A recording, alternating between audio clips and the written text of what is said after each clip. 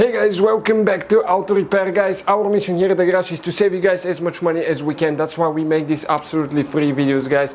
Let's go ahead and start on it now.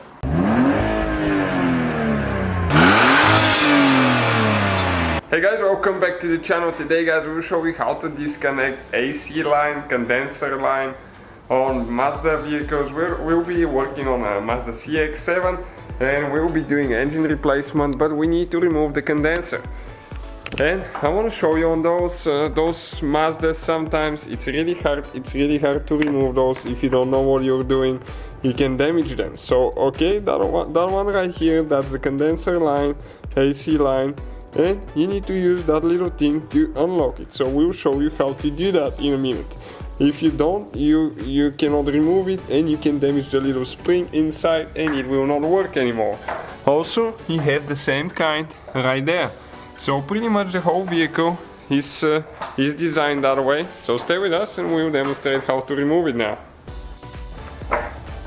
Okay guys, so you can use that little thing. The trick is, okay, you need to push on that one in and you need to get all those little 4 teeth in. Once you do that, okay, you can push on it, okay, like that, and then you're going to grab the line and pull. Okay, and it will be stuck pretty bad.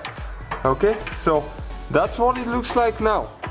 What's important, okay, you can use another tool. That's for a fuel line removal. They have different sizes.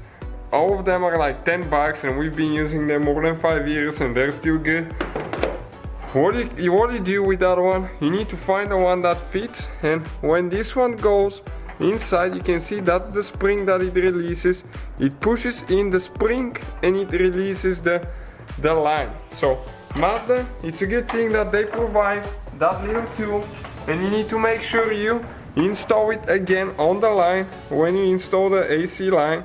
Okay, that's the trick right here. Remember to push all four teeth in like that, and when you do that, it releases the spring and you can pull it out.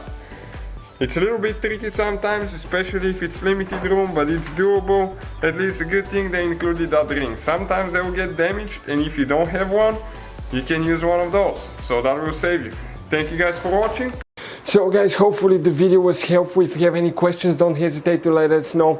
Now check out our YouTube channels, guys. We have more than 19,000 free repair videos that can save you thousands of dollars in future repairs. That's why we make these absolutely free videos. Hopefully the video will be helpful. Thank you for watching and see you guys next time.